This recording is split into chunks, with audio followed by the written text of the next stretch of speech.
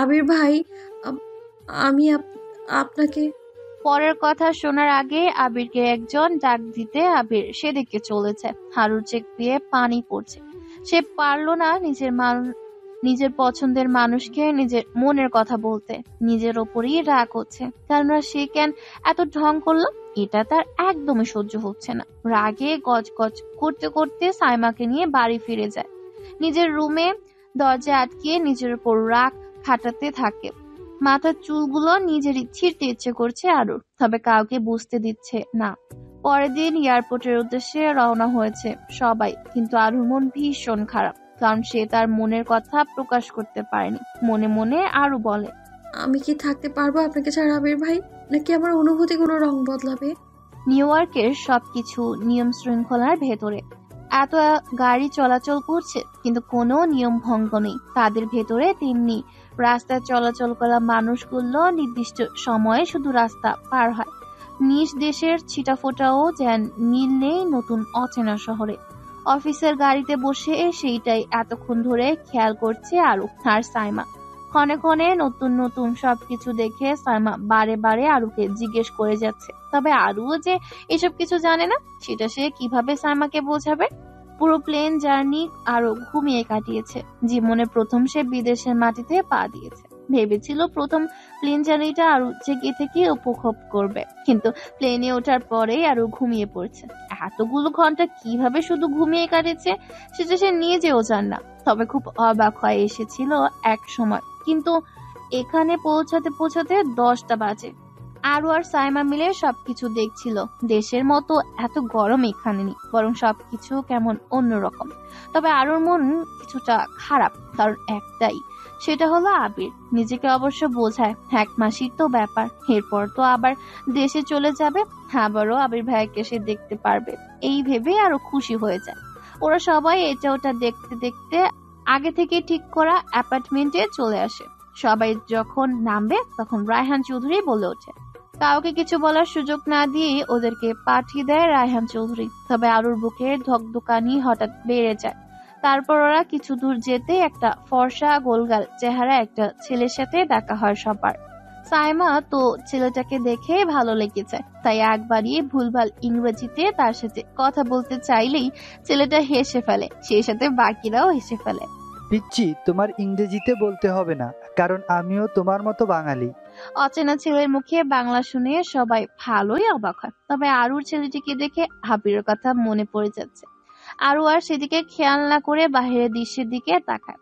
ছেলেটি তার পরিচয় ফাহিম দিয়ে সবাইকে নিয়ে রওনা হয়। ফাহিম জানায় সে আর কে গ্রুপে ভালো একটা পজিশনে আছে। আপনাদের একটা কথা বলি, আপনারা যার বাসায় যাচ্ছেন দয়া করে তার পছন্দের কিছুতে হাত লাগাবেন না। কেন? অহনা ফাহিমের কথা শুনে কিছুটা সামনের দিকে এগিয়ে এসে কথাটা বলে। ফাহিমের কথায় অবাক হয় সবাই। ফাহিম এবার উত্তর দেয়, আমরা আর কে মানে রিহানের বন্ধু, আরো দুজন আছে, মানে আমরা 4 জন খুব ভালো বন্ধু। আর এজন্য বললাম, কারণ ওকে মানুষ না বলে অন্য গ্রহের প্রাণী বললে ভুল হবে না। কখন কি করে নিজের মর্জি, তার ঠিক নেই। আমি ওকে খুব ভালো করে চিনি বিধায় আপনাদের সাবধান করে দিলাম। রিহান ভাইয়া এমন হয়ে গেছে, আগে তো কত ভালো ছিল। ফাহিমের কথা শুনে সাইমা কথাটা বলে ওঠে। হারু মনে মনে বলে, কত যে ভালো ছিল জানা আছে, তখন কিছু বুঝতাম না, তাই যদি বুঝতাম তাহলে ঠিকই তোমাদের বলতাম। ওদের কনভারসেশন আরো কিছু দূর এগোয়। তারপর তারা শহর থেকে কিছুটা দূরে একটা বাড়িতে এসে পৌঁছায়। বাড়ির দরজা খুলে ভেতরে ঢুকতেই দিনের বেলাতেও যেন ঘুটঘুটে অন্ধকার। হারু আর সাইমা ভয় পেয়ে আদি আর অহনাদের কাছাকাছি ঘেসে আসে। এদিকে ফাহিম গিয়ে রুমের লাইট জ্বালায়, কারণ ফাহিম এতদিন ধরে আসতে আসতে জানে কোথায় কি আছে। লাইট জ্বালাতে জ্বালাতে ফাহিম বলে, আমি জানি তোমরা সবাই ভাবছো এত অন্ধকার কেন। আমি তো প্রথমেই বলেছিলাম আর কে একটা এলিয়েন থেকে কম না, কারণ ওর সব কিছু উল্টো। সাধারণ মানুষ যা পছন্দ করে তার উল্টো পছন্দ করে, তাই আগেই বলে দিলাম। ফাহিম কথা বলছে, কিন্তু আরু তার শোনার আগে সিঁড়ি বেয়ে উপরে চলে গিয়েছে। এদিক সেদিক ঘুরে ঘুরে দেখছে। একসাথে 4টে রুম রয়েছে পাশাপাশি, আর অন্য পাশটায় শুধু 2টা, যেটার মধ্যে একটা মাস্টার বেডরুম। আরু সেটা দূর থেকে বুঝতে পারছে। কিন্তু আরেকটা রুম কিসের সেটা বুঝতে পারছে না আরু। তার পাশে গ্লাস দিয়ে দেওয়াল এর মতো করা, কোনো কিছুই নেই সেখানে, যেখানে দাঁড়ালে বাহিরের সবকিছু দেখা যায়। আরো এই পাশে রুমগুলো ঘুরে ঘুরে দেখে, কৌতূহল হয় অন্য পাশে আহ্লাদাতে দেখার। যেই ভাবা সেই কাজ। আরো যেখানে এত ক্লান্তি এসে ঘুমিয়ে পড়ার কথা, সেখানে তার চোখে মুখে নতুন কিছু দেখার আগ্রহ বেশে বেড়াচ্ছে। আরো অনেকটা আগ্রহ নিয়ে রুমটাতে ঢুকে, কারণ রুমটা খোলা। কিন্তু রুমের ভেতরে পা দিতেই আর পুরো শরীরে কেমন অদ্ভুত শিহরণ বয়ে যায়। পুরো রুমটাতে বেলি ফুলের আর একটা পুরুষালী গন্ধে মোমো করছে। আবিরের সাথে সেদিন এসেছিল, কিন্তু এমন অদ্ভুত গন্ধ সে পায়নি, বরং আজ যেন আরুকে আবেশিত করেছে এই পুরুষালী গন্ধটা। যেন মনে হচ্ছে সারা গায়ে এই গন্ধটা মাখিয়ে নিতে। আরো এদিক সেদিক চোখ বুলায়। সুন্দর করে সবকিছু সাজিয়ে রাখা হয়েছে, তবে একটা ছেলে মানুষের রুম এমন সুন্দর হয় আরো জানা ছিল না, কারণ নিজেই ভাইয়ের রুমে সে দেখেছে, তবে পুরো রুমে মানুষটার কোনো ছবি পায় না। আরো হাত বুলায় সবকিছু দেখছিল, খুব সুন্দর সবকিছু। মনে মনে ভাবছে কেমন লাগতে পারে এগুলোতে তার হাবির ভাইয়াকেও বোধহয় সুন্দর লাগবে। আরোর আবেশে মাথা ঘুরছে এখন, তাই বের হয়ে পাশের রুমটাতে যেতে অবাক হয়, কারণ সেটা একটা প্র্যাকটিস রুম। আরো অবাক হয়ে বলে, বাবা, সে জিম আর ফাইটিং প্র্যাকটিসও করে। আরো পাশে সাজানো সব ট্রফি শোপিস গুলো খতিয়ে দেখছিল। হঠাৎ আরোর হাত থেকে একটা পড়ে জোরের শব্দ হয়। উপর থেকে হঠাৎ এমন শব্দ শুনে সবাই সেদিকে দৌড় দেয়। ফাহিম মাত্রই চলে গিয়েছে। সবে সেখানে গিয়ে দেখতে পায় ফ্লোরে বসে নিজের পা ধরে বসে ফুপিয়ে কাঁদছে, আর আম্মু আম্মু বলে ডাকছে। বোনকে এভাবে কাঁদতে দেখে দ্রুত ওরা চারজন এগিয়ে যায়। তারা দেখতে পায় আরুর পায়ে কাজ ফুটেছে, সেটার ব্যথায় আরু কাটছে। অহনার রাগ উঠলেও নিজেকে কন্ট্রোল করে নরম কণ্ঠে বলে, তুই এত অস্থির কেন আরু? আমরা নিচে ছিলাম আর তুই উপরে চলে এসে আসতে আসতেই অঘটন ঘটিয়ে ফেলেছিস। তুই কবে বড় হবি বলতো? আপু, চুপ করে ওকে নিয়ে আগে রুমে চলো। পাশ থেকে সাইফার কথা শুনে অহনা ঠিক মনে করে ওকে ধরে রুমে নিয়ে গিয়ে শুইয়ে দেয়। তারপর খুঁজে খুঁজে ফার্স্ট এড বক্স নিয়ে এসে সেটা সাবধানে খুলে ব্যান্ডেজ করে নেয়। ফাহিমকে এই বিষয়ে কেউ কিছু বলে না। আরও এখন শান্ত হয়েছে, তবে ব্যথায় দাঁতে দাঁত চেপে সহ্য করছে। দোষটা একান্তই তার, তাই বেশি কান্নাকাটি করা যাবে না। আরও অহনার সাহায্যে ওয়াশরুমে গিয়ে ফ্রেশ হয়ে বিছানায় শুয়ে পড়ে। সবাই ক্লান্ত, তাই আরুকে আপাতত একা রেখে বাকিরা রেস্ট নিতে যায়। আরুর চোখে ক্লান্তির ঘুম চলে আসে। এভাবে আমার আমার দিকে এগিয়ে আসছেন কেন আবির ভাই? আরো ধীরে ধীরে পেছাতে থাকে। একটা দেওয়ালে ঠেকে যায়, আর পেছনে জায়গা না, আর পেছানো জায়গা নেই। যে আবির ভাইয়াকে ছোঁয়ার স্বপ্ন কতদিন ধরে সেই আবির ভাইয়া হঠাৎ করে আরুর হাত চেপে ধরে টেনে নিয়েছে। তারপর গায়ে কেমন খারাপ স্পর্শ করছিল, ওনাটা ছুঁড়ে একদিকে ফেলে দিয়েছিল। তারপর আরো চোখের দিকে তাকিয়ে অদ্ভুত দৃষ্টে নিক্ষেপ করেছিল, যার মধ্যে ছিল শুধু শয়তানি হাসি। এক মুহূর্তে চেনা মানুষটা কেমন অচেনা লাগছিল আরুর কাছে। কিন্তু কি করে হলো এটা? আবির ভাই তো মেয়েদের দিকে ফিরেও তাকান না, আজ হঠাৎ কি হলো? আরো ভয় পেয়ে এক ঝটকায় নিজেকে ছাড়িয়ে নিয়ে পালাতে যায়, কিন্তু রুম তো বন্ধ, আরো পালাবে কোথায়? আবির হো হো করে হাসছে, শয়তানি হাসছে। সারা রুমে সে হাসি ছড়িয়ে পড়েছে, যা ক্রমেই আরো দম বন্ধ করে ফেলছে। এই আবির ভাইকে তো আরো চেনে না।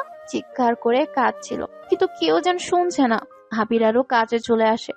আরো নিজেকে বাঁচানোর আর কোনো উপায় দেখতে পায় না, তাই চোখ মুখ ভিজে বন্ধ করে চিৎকার করে শেষবার বলে ওঠে, আমাকে কেউ বাঁচাও। অমনি দরজা ভেঙে কেউ একজন আসে। মানুষটা দেখতে কোনো দিক থেকে কম নয়, কেননা সেই আবিরকে এলো পাথারি মারতে শুরু করে। আরো যেন আধারে একটু আলো খুঁজে পেল, কিন্তু কে এই মানুষ, যার সুঠাম সুবিশাল দেহ, চুলগুলো কি সুন্দর, কিন্তু মুখ দেখা যাচ্ছে না কেন? মার খেতে খেতে আবির তবুও হাসছে, তা স্পষ্ট দেখতে পায় আরো। শেষবার আবির বলে ওঠে, তুমি শেষ আরু। আরো না বলে জোরে চিৎকার দিয়ে উঠে দেখে স্বপ্ন দেখছিল এতক্ষণ। সন্ধ্যা নেমেছে চারিপাশে। আরো গা ঘেমে পুরো শরীর ভিজে গিয়েছে আর কাঁপছে। পাশ থেকে কাপা কাপা হাত নিয়ে গ্লাস নিয়ে ঢক ঢক করে পানি খায়। এমন ভয়ঙ্কর স্বপ্ন জ্ঞান আজ দেখলো আরো, সেটার মানে আরো বুঝতে পারছে না। আর কেই বা ওই মানুষটা, আর কেনই বা আবির ভাই তার স্বপ্নে এমন করলো। তোমরা কি জানো আমি ওদেরকে কেন ওখানে পাঠিয়েছি? পরের দিন সকাল হলে রুমে বসে সবাইকে উদ্দেশ্য করে রায়হান চৌধুরী কথাটা বলে। মাত্র সবাই ফ্রেশ হয়ে এসেছে, বসেছে। কথাটা শুনে কিছুটা ভ্রু কুঁচকে মাহফুজ চৌধুরী বলে ওঠে, ওদেরকে ওখানে কেন পাঠিয়েছেন বাবা? আগে তোমরা একটা প্রশ্নের উত্তর দাও তো আমাকে। কি বাবা? রিয়ানকে শাস্তি দেওয়ার পর কোম্পানির নাম কেন আমি পরিবর্তন করেছি? কারণ আমি ইচ্ছে করে ওকে শাস্তি দিয়েছি, তার কারণ একটাই। রায়হান চৌধুরীর কথা শুনে সবাই অবাক হয়ে একে অপরের মুখ চাওয়াচাই করছে। নিউ ইয়র্কের বসন্তের আরো একটা দিন, তবে আজ উইকেন্ড, তাই তো আজ তেমন একটা ব্যস্ততা নেই। তবুও বাহিরে সাই সাই করে চলছে গাড়ি, কিন্তু বাড়ির ভেতর পিনপতন নিরাপত্তা। রায়হান চৌধুরীর মুখে অদ্ভুত হাসি, কারো বোঝার বোধগম্য হচ্ছে না।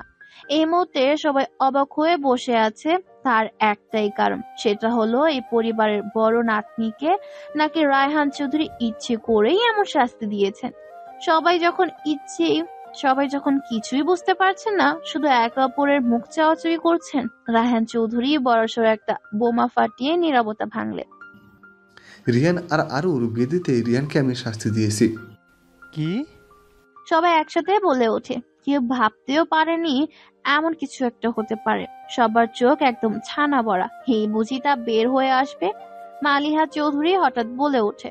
মালিহা চৌধুরীর কথা শুনে রায়হান চৌধুরী কিছুটা শব্দ করে হেসে ওঠে। সবার মাথায় কিছুই ঢুকছে না, আসলে হচ্ছেটা কি।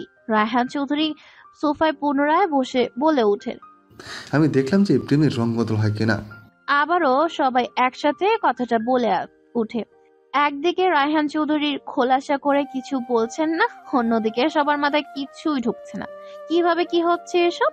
তবে সবার মাথায় জটিলতা খুলে রায়হান চৌধুরী এবার সব খুলে বলে কেন সে শাস্তিটা দিয়েছে। 6 বছর আগের ঘটনা। প্রতিদিনের মতো আজও ভার্সিটিতে গিয়েছে রিহান বলতে সবাই বলছে চকলেট বয় আর ক্লাসের ফার্স্ট বয়।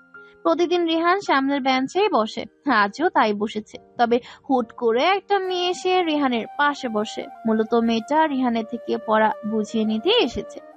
আপনাকে অনেক ধন্যবাদ। ধন্যবাদ দিয়ে মিষ্টি একটা হাসি দিয়ে চলে যায় মেয়েটা।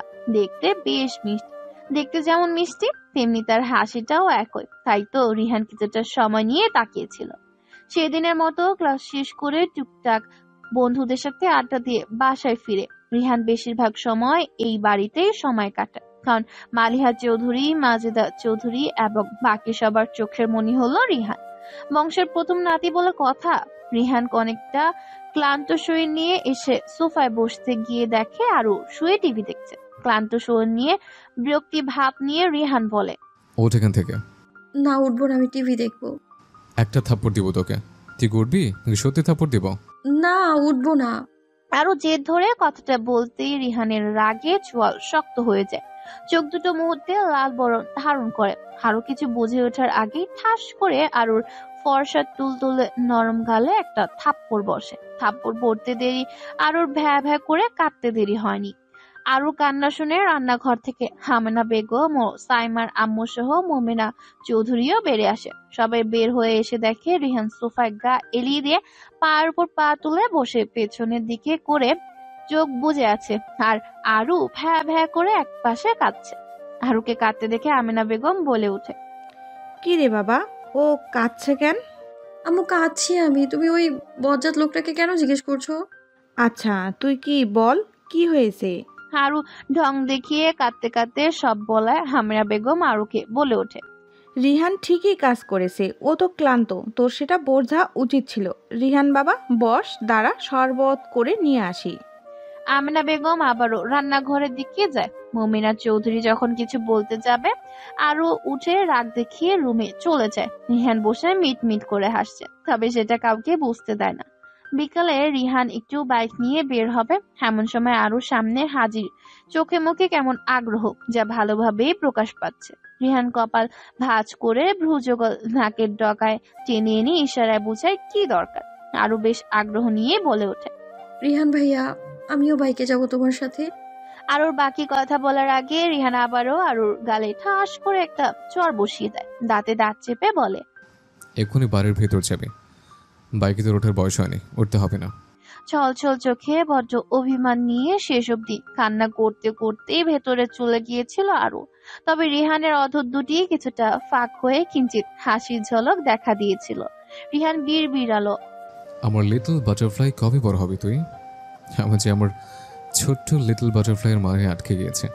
রিহান মনে মনে ভাবছে এটা কি তার পাগলামো নাকি অন্য কিছু।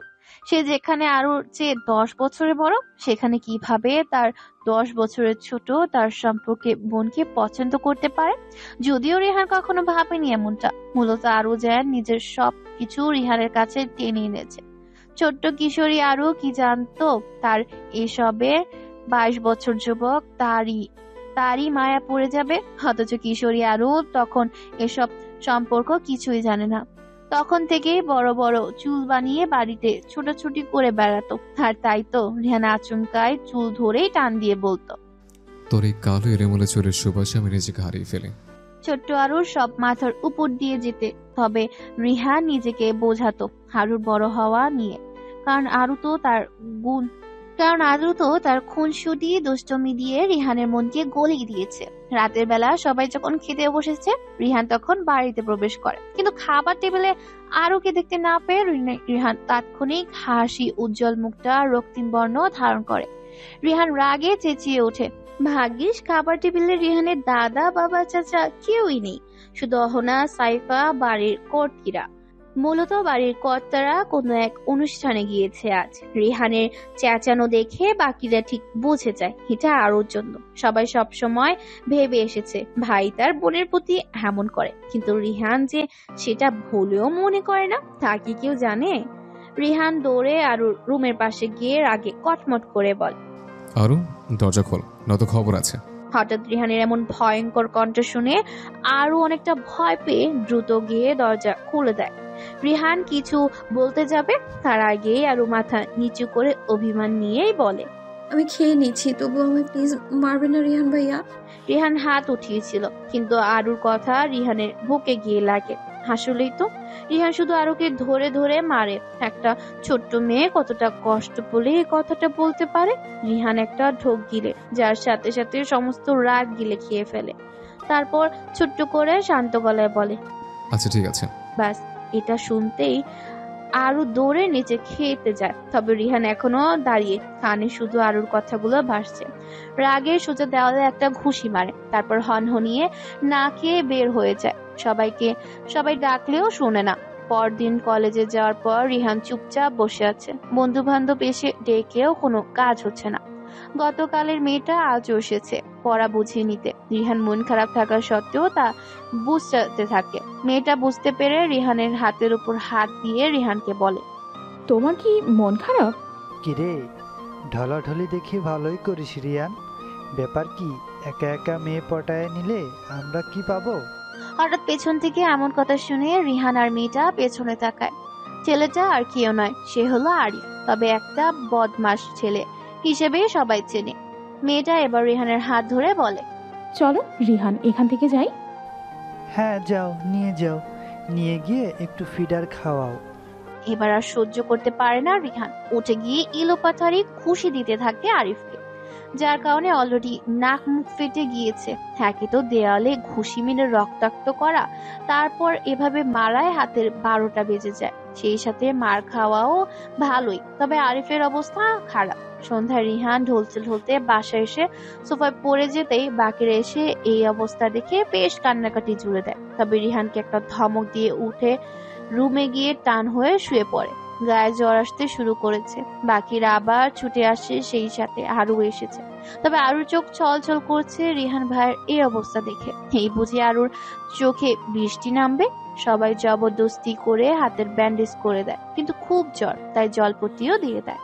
রিহান জলপট্টির জন্য আরুকে কাছে রেখে দেয়, আর সবাইকে বারণ করে দেয় এটা কাউকে না জানাতে।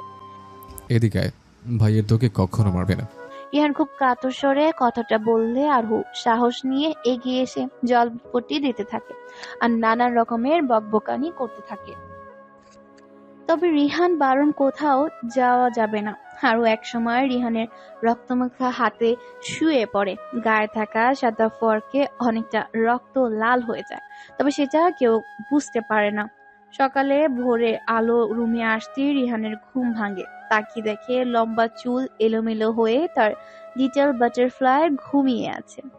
অসম্ভব মায়া তার এই চেহারায়, যার মাঝে হারিয়ে ফেলেছে নিজেকে। আর যেন বিষয়টা আরো গাঢ় হয়েছে রিহানের কাছে। আরুর প্রতি আরো বেশি টান অনুভব করছে। রিহান ছোট্ট করে আরুর কপালে চুমু দিয়ে একটা হাসি দিয়ে বলে, তুই শুধু আমার আরু, আমার আমার শুধু তোকে চাই। কবে বড় হবি বল না।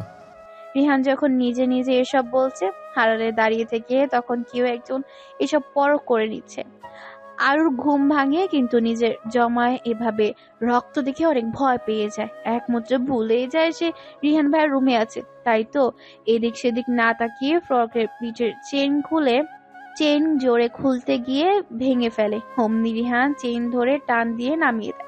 আর এবার এমনটা দেখে বেশ চিৎকার দিবে। রিহান মুখ চেপে ধরে। অমনি রায়হান চৌধুরী ঘরে প্রবেশ করে। এভাবে দেখে যা বোঝার বোঝে যায়। তারপর নিজের হুঙ্কার ছেড়ে রিহানকে বিদেশে পাঠানোর ব্যবস্থা করে।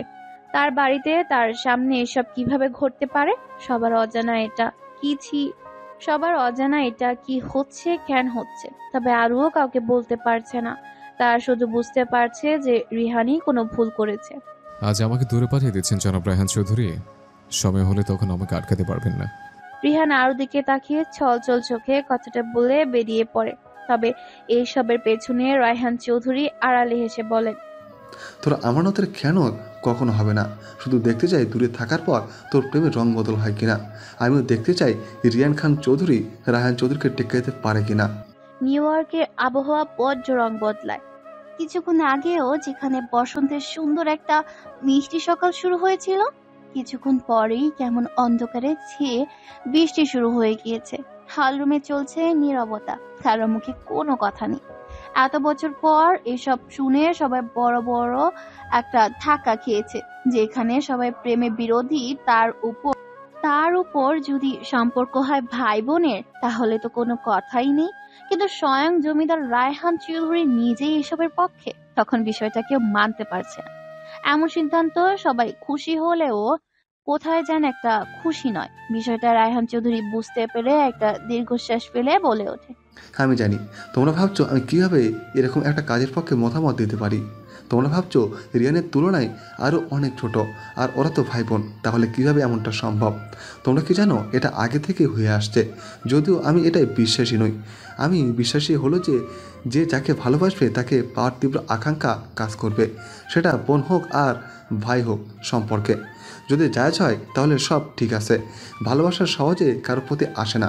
একটা অচেনা মানুষের জন্য জীবন দিতেও দুইবার ভাবে না, তাহলে সেই ভালোবাসার বিরুদ্ধে কি হয়ে যাব। আর সব থেকে বড় কথা, আমি 2 বিয়ে করেছি। আমি আমার 2 স্ত্রীকে সমান ভালোবাসা দিয়েছি। কিন্তু রিহানও যদি একই কাজ করে, তাই তো রিহানের ভালোবাসার রং বদল হয় কিনা, ওর দূরত্ব বাড়লেও আর ওর প্রতি ওর মনোভাব কেমন থাকে, সেটাই তো দেখার বিষয় ছিল আমার। আমি এই চ্যালেঞ্জ নিয়ে ওকে এখানে পাঠিয়েছি। তবে হ্যাঁ, রিহানের প্রেমের রং বদল হয়েছে। এইটুকু বলতেই থেমে যান। বাকিরা সবাই অধীর আগ্রহ নিয়ে চেয়ে আছে। যদিও সবাই কষ্ট করে হলেও মেনে নিয়েছে, কিন্তু রিহানের আবার প্রেমের রং বদলানো হলো কিভাবে সেটা বুঝতে পারছে না কেউ। রায়হান চৌধুরী কিছুটা হেসে বলে, ওর প্রেমের রং ধীরে ধীরে বদলে গাঢ় হয়েছে। আরও দাদু ভাই এর প্রতি ওর আসক্তি তীব্র থেকে তীব্র হয়েছে। ও যা খুশি করতে পারে। তোমরা কি জানো, দেশে ওর পেছনে যদি কেউ লাগতো সেটা আদি নয়, ও সামলাতো। ওর এমন পাগলামিতে আমি ভয় পেয়েছি অনেকবার। তবে সব শেষে দেখতে পেয়েছি আর ওকে তীব্রভাবে আগলে রাখা, যা কেউ তোমরা জানো না, একমাত্র আমি জানি। খুব সকালে ফোনের আওয়াজে ঘুম ভাঙে আরুর।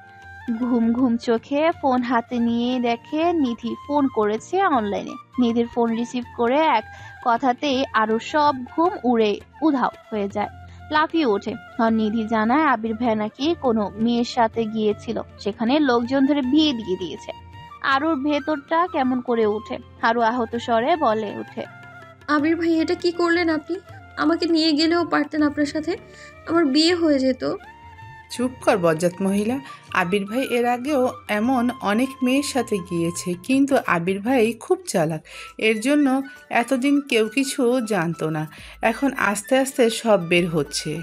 নিধির কথা শুনে আরো যেন আকাশ থেকে পড়লো। নিজের কানকেও বিশ্বাস করাতে পারছে না আরো যে এভাবে কিছু একটা হতে পারে। আসলে সুন্দর দেখতে ছেলেদের ওপরই ফিটফাট, ভেতরে সদরঘাটের মতো চাপাচাপি করে লঞ্চে ভরপুর। তবে এই মুহূর্তে আরুর কান্না পাচ্ছে, ভীষণ কান্না পাচ্ছে। ভেতরটায় কেমন বারবার কেঁপে কেঁপে উঠছে। তবে আবার এমন একটা ছেলের প্রতি আরো নিজেকে জড়িয়েছে, এটা ভেবেও আরো ঘৃণা হচ্ছে। নিদের ফোন কেটে দেয়। আরো বুক ভরা কষ্ট নিয়ে বলে ওঠে, কেন আপনার প্রতি প্রেম রং বদলে গেল আবির ভাইয়া? আরো নিজে নিজে এইসব বলছে। হঠাৎ কারো চেঁচামেচিতে আরো দ্রুত বিছানা ছেড়ে উঠতে যাবে, কিন্তু ব্যথায় কিছুটা শব্দ করে ওঠে। আরো ভুলেই গিয়েছিল পায়ে কাজ ফুটেছিল। কাল ব্যথাটা তেমন মনে না হলেও আজ ভালো মতোই বোঝা যাচ্ছে। আরো কোনো রকম খুঁড়িয়ে খুঁড়িয়ে রুম থেকে বের হয়ে নিচে উকি দেয়। নিচে উকি দিতেই কারোর সাথে চোখাচোখি হয়ে যায়। তিনি আর কেউ নয়, তিনি হলেন আর কে, ওরফে রিহান খান চৌধুরী। রিহানের প্রিয় জিনিসটা ভাঙায় রিহান এতক্ষণে রেগে ভয়ঙ্কর রূপ ধারণ করেছিল। রিহানের এমন ভয়ঙ্কর রূপ দেখে বাকিরা কাচুমুচু হয়ে একপাশে চুপসে দাঁড়িয়ে আছে। কারো বলার সাহস হচ্ছে না এটা আরো করেছে। ফাহিম যে ঠিক কথাই বলেছিল তা হাড়ে হাড়ে টের পাচ্ছে। সবাই বেশ মাথা নিচু করে দাঁড়িয়ে আছে, কিন্তু হঠাৎ এত শান্ত কেন? এতক্ষণ তো কম ঝড় হাওয়া যায়নি ওদের উপর, এখন হঠাৎ এত শান্ত, নাকি ঘূর্ণিঝড় আসার আগের পূর্বাভাস? কিছু বোঝার জন্য মাথা উঁচু করে দেখে রিহান মাথা উপরের দিকে এক নজরে তাকিয়ে আছে। একটু আগেও যে রাগে রক্তিম বর্ণ হয়ে গিয়েছিল, তার চেহারায় বিন্দু মাত্র সেই রেশটুকু নেই। হঠাৎ কি এমন হলো যে শক্ত চোয়াল নরম হয়ে গেল? চোখ দিয়ে যেন আগুনের শুলস্কি বের হচ্ছিল, তা মুহূর্তে মিলিয়ে যাওয়া, তারপর মুষ্টিবদ্ধ হাত একদম সাধারণ হয়ে যাওয়া। ওরা যখন এসব বুঝতে ব্যস্ত, রিহান এক দৌড়ে সিঁড়ি বেয়ে উপরে যায়। হঠাৎ এভাবে কাউকে আসতে দেখে আরো কিছুটা ভয় পেয়ে যায়, বেড়ে যায় হৃৎপিণ্ডের গতি। তবে কিছুটা হলেও চেনা চেনা লাগছে আরো, এইটাই সেই রিহান ভাইয়া। তবে এত সুন্দর কিভাবে হলো? এ যেন আবির ভাইয়ার থেকেও বেশি লাগছে। আরো যখন রিহানকে এত বছর পর দেখে চিনতে ব্যস্ত, রিহান হঠাৎ আরো পায়ের ব্যান্ডেজ দেখে বিদ্যুৎ গতিতে আরো দিকে চলে আসে। হঠাৎ এভাবে কাছে আসাতেই আরো কয়েক পা পিছিয়ে যায়। তীব্র সেই গন্ধ ভেসে আসছে যা গতকালকে পেয়েছিল আরো। এমন মাতাল করা গন্ধ এর আগে কখনোই পায়নি। বুকের ভেতরে কেমন ঝড় উঠেছে আরো। কিছু বোঝার আগে রিহান আরোর পায়ের দিকে তীক্ষ্ণ দৃষ্টিতে তাকিয়ে ঝাঁঝিয়ে বলে ওঠে, তোর পায়ে ব্যান্ডেজ কেন? বাকিরাও এতক্ষণে উপরে চলে এসেছে। রিহানের কথা শুনতে পেয়ে সাইমা কাপা কাপা গলায় বলে, ভাইয়া আপনার ওই প্রিয় জিনিস আরও আপুর থেকে ভেঙে গিয়েছে, সেটারই কাজ পায়ে ফুটেছিল। সাইমা সব বলেছে দেখে আহনা সাইমাকে ধাক্কা মেরে চুপ করতে বলে। আরও চোখ রাঙায় সবটা সত্যি জানানোর জন্য, তবে রিহানের দিকে তাকাতে পারছে না। আরো মনে মনে ভাবছে, আরু তুই আছিস, ছোট থাকতে সবসময় থাপ্পড়ের উপর রাখতে, এখন নিশ্চিত তুই শেষ। আরো যখন এসব ভাবতে ব্যস্ত, সবাইকে অবাক করে সবার সামনে রিহান আলুকে কোলে তুলে নিয়ে রুমে নিয়ে যায়। আরো বেচারি একটা কল্পনাও করতে পারেনি। আর বাকিরা তো বড় ধরনের শখ খেয়ে বসে আছে। তবে আদি এর মধ্যে নেই, সে ঘুম থেকে উঠেনি। আরোকে বিছানা শুয়ে দিয়ে রিহান ধমকে সুরে বলে, একটু নড়াচড়া করবি তো থাপ্পড় খাবি, আশা করি ভুলিস না এখনো। থাপ্পড়ের কথা শুনে আরো চুপ করে থাকে। রিহান ফার্স্ট এড বক্স এনে কালকে ব্যান্ডেজ খুলে নতুন একটা লাগাতে গিয়ে দেখে কাটা অংশটুকু বেশ গভীর। এদিকে গায়ে তেমন নিজের থেকে কোনো পুরুষের ছোঁয়া পায়নি। আরো আজ এমন পায়ে ছোঁয়া পেয়ে আরোর গায়ে কেমন অদ্ভুত শিহরণ বয়ে যাচ্ছে। তবে মুহূর্তে আরো আবির ভাইয়ের চিন্তা মাথায় ঢুকে যায়। রিহান ভ্রুকুচকে ধীর কণ্ঠে বলে, চোখ কোথা নিয়ে হাঁটিস তুই? রিহান তাকিয়ে দেখে আরো অন্য মনস্ক, তাই ব্যথার জায়গায় খানিকটা চাপ দিতে আরো ব্যথায় চেঁচিয়ে ওঠে, আপনি কি মানুষ? এভাবে ব্যথা দেয় কেউ? আমি যে কিছু জিজ্ঞেস করেছি সেদিকে মন না দিয়ে তুই কি ভাবছিস? আরু আর কোনো কথা বলে না। রিহান ওষুধ লাগিয়ে ব্যান্ডেজ করে দিয়ে বলে, এখানে খাবার চলে আসবে, ওরা নিয়ে আসবে। খাবার খেয়ে পাশে বই আছে, পড়বি, কারণ ওগুলো তোর পড়ার বই। আর যদি উল্টে পাল্টে শুনি তো থাপড়ে দাঁত সবগুলো ফাড়াই দিব। রিহান চলে যায়। আরো চল চোখে চেয়ে আছে। এই শাসনে যে আরো বিরক্ত, যার কারণে 6 বছর খুব শান্তিতে ছিল। রিহান চলে যাওয়ার পর ওরা 3 জন রুমে ঢুকে। এরপর ওরা আরুর সাথে কিছু কথাবার্তা বলে, তবে ওরা অবাক হয় রিহান ভাই এমন আচরণে। একটু পর সবাই একসাথে খাওয়া দাওয়া করে আরুকে একা রেখে নিজেদের মতো চলে যায়, কারণ রিহান আদেশ দিয়েছে আরুকে রেস্টে রাখতে। আরো এতক্ষণ খেয়াল করেছে সে রিহানের মতো শুয়ে আছে, যার জন্য সে রিহানের রুমে শুয়ে আছে, যার জন্য এতক্ষণ ধরে মাতাল কলা বেলি ফুলের সুবাস আর পুরুষালী গন্ধ ভেসে বেড়াচ্ছে। আরুর ভালো লাগছে না। পাশে বই নিতে গিয়ে হঠাৎ একটা ডায়েরি পায়। কৌতূহল নিয়ে ডায়েরিটা হাতে নিতে আরো অবাক, কারণ সেটাতে লিটল বাটারফ্লাই নাম দেওয়া। অনেক আগ্রহ নিয়েই ডায়েরিটা খুলতেই প্রথম চোখ যায় একটা লাইনে লেখার উপর। কেমন আছিস তুই লিটল বাটারফ্লাই? বিশ্বাস কর, আজ তোকে দেখতে পারছি না, ছুতে পারছি না। আমার দম বন্ধ লাগছে, ইচ্ছে করছে মরে যায়। আরো অবাক হয় সেখানে পড়ছে। এরপর কিছু পাতা বা দিয়ে মাঝখানে পাতা খুলতে আরো অবাক হয়, কারণ সেখানে লেখা, তোকে কাছে না পর অশোক যে তীব্রভাবে আমার শেষ করে দিচ্ছে। তোর মনের আকাশে তীব্র মেঘ চমক ঘন করে আধারে ছেয়ে যাক। আমি বৃষ্টি হয়ে ঝরে পড়ব, সব আধার দূর করে দিব। সব কালো মেঘ কেটে নীল আকাশে ছেয়ে যাবে। একবার তোর স্পর্শ পাবার জন্য হলো গোলাপ ফুলে কাটা হতে চাই, যেন তুই ফুল ছিঁড়তে গিয়ে হাতে কাটার বদলে আমাকে ফুটে নিস। এত দূরত্বের পরও কেন তোর গন্ধ আমার আশেপাশে খুঁজে পাই? তবে কি তুই আমার কাছে আছিস? তাহলে তোকে ছুঁতে পারে না কেন আমি? আমার না পাওয়ার ব্যথাগুলো তোকে চালিয়ে মারুক, তবুও যদি বুঝিস আমি কতটা ছটফট করি। আরো যত পড়ছে এবার ততই যে নিজেকে হারিয়ে ফেলছে। একটা মানুষ কাউকে কিভাবে এতটা ভালোবাসতে পারে?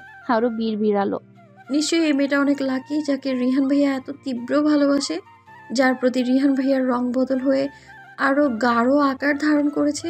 ইস, আবির ভাইয়া যদি এভাবে আমায় ভালোবাসতো। ভালোবাসা বোধ হয় এমনই হয়, কেউ একজনকে তীব্র ভালোবাসতে ব্যস্ত আর অন্যদিকে কারো কাছ থেকে একটু ভালোবাসা পাওয়ার চেষ্টায় ব্যস্ত।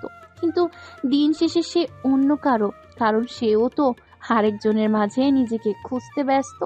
তবে কি ভালোবাসা ভুল? না, একদম না। বরং যে ভাবনাকে ভালোবাসে তার মাঝে নিজেকে আবদ্ধ রাখতে শিখুন, তাহলে ভালোবাসা ভুল নয়। এমনকি এক এলাহি কাণ্ড আরুর সাথে বেচারি জানেও না। সে যতটুকু আবিরকে নিয়ে ব্যস্ত, তেমনি কারো পুরোটা জুড়ে শুধু আরুর রাজত্ব। আরুর কেমন কান্না পাচ্ছে এসব দেখে, কারণ সেও তো এত ভালোবাসে, কারো থেকে ডিজার্ভ করে, কিন্তু তার পেলো কই। এখন দুপুর হয়েছে, তবে আরুর আর শুয়ে থাকতে ভালো লাগছে না, আবার ঘুমোতেও ইচ্ছে করছে না। ডায়েরিটা খুলছিল, তবে এত এত তীব্র ভালোবাসা দেখে আরুর এখন খুব খারাপ লাগছে। একটা দীর্ঘশ্বাস ফেলে আরু যার সাথে ভেতরে আহত হওয়া অনুভূতিগুলোকে নিংড়িয়ে বের করে দেয়। না, ডায়েরি আর পড়া যাবে না, এত কষ্ট আর বাড়াবে। এই ভেবে যখন আরো ডায়েরিটা রাখতে যাবে, ডায়েরির ভেতর থেকে আঙ্গুল সরিয়ে বন্ধ করতেই ভেতর থেকে একটা ছবি বেরিয়ে আসে। আর অমনি চোখ দুটো ঝলমলিয়ে ওঠে, কেননা নিশ্চয়ই এটা রিহান ভাইয়ের গার্লফ্রেন্ডের ছবি।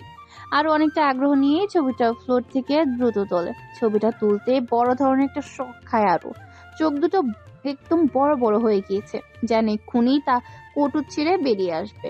এটা তো আমার ছবি, রিহান ভাই আমার এত পুরনো ছবি নিজের কাছে রেখেছে, তাও এবার এই ডায়েরিটা, কিন্তু কেন? আরু যখন এসব ভাবছে তখন হঠাৎ আরুর মনে পড়ে যায় লিটল বাটারফ্লাই নামে তো রিহান একমাত্র আরুকে ডাকতো। এটা মনে পড়তে আরুর ভেতর কেঁপে ওঠে, হৃদস্পন্দনের গতি অনেক বেড়ে গিয়েছে। আরো অবাক কণ্ঠে বলে ওঠে, রিহান ভাইয়ার এই ডায়েরি জুড়ে আমি নই তো? কথাটা নিজে নিজে বলতেই আরু আবারও বলে, না না, এটা সম্ভব না। রিহান ভাইয়া ভালোবাসবে, তাও আবার আমাকে? সম্ভবই না। যে কিনা উঠতে বসতে আমাকে থাপ্পড়ের উপর রাখে, সে নাকি আমায় ভালোবাসবে? এটা তো হাস্যকর। কি হাস্যকর? আরুকে একা একা বক বক করতে দেখে অহনা আরুর রুমে ঢুকে। আরু অহনাকে দেখে খুশি হয়, তবে এসব আরু করে ফেলে, কারণ আরু এসব তার বোনকে দেখাতে চায় না, নয়তো বিষয়টা অনেক দূর চলে যাবে। কিছু না আপু, এমনি বলছিলাম। এখন কেমন আছিস? কিছুটা ভালো লাগছে, কিন্তু আমার না আম্মুর কাছে যেতে ইচ্ছে করছে আপু। তোর পায়ের জন্য আজ আব্বু আম্মুর কাছে যেতে পারিনি। রিহান ভাই বলেছে কাল নাকি নিয়ে যাবে। রিহানের নামটা শুনে আরও চোখ বড় বড় হয়ে যায়, কারণ একটু আগে যা দেখেছে এরপর রিহান ভাইয়ের সামনে কিভাবে দাঁড়াবে আরু। কি ভাবছিস তুই? আরুর ভাবনা দেখে আহনা প্রশ্ন করে, তবে আরু কাচুমাচু করে বিষয়টা এড়িয়ে যায়। আজ সারাদিন অনেকটা বোরিং কেটেছে আরু, তবে ওরা সবাই যথেষ্ট সময় দিয়েছে। আদি সকালবেলায় বের হয়েছে নিউ ইয়র্ক ঘুরতে, রাতের বেলা হল রুমের সোফায় বসে সবাই টিভি দেখছে আর অহনা রান্না করছে। আরো মাঝে মধ্যে গিয়ে গিয়ে দেখছে। বিদেশে এসে বিদেশি খাবার কারো পেটে যাচ্ছে না, এই জন্যই তো অহনা রান্নার কাজে নেমে পড়েছে। যদিও সাইফা সাহায্য করতে চেয়েছিল, কিন্তু অহনা না করে দিয়েছে। সবাই যখন টিভি দেখা ব্যস্ত, আরো সোফার পাশে দাঁড়িয়ে দেখছে, কেননা সারাদিন শুয়ে বসে থেকে আরো ভালো লাগছে না। সবার নজর যখন টিভিতে, কে একজন কিছুটা সময় আগে বাসায় ঢুকেছে এবং সে দাঁড়িয়ে সব দেখছে। কিরে রিয়ান, তুই এখানে দাঁড়িয়ে কেন? তুই না আমাদের কত আগে বাসায় ঢুকলি?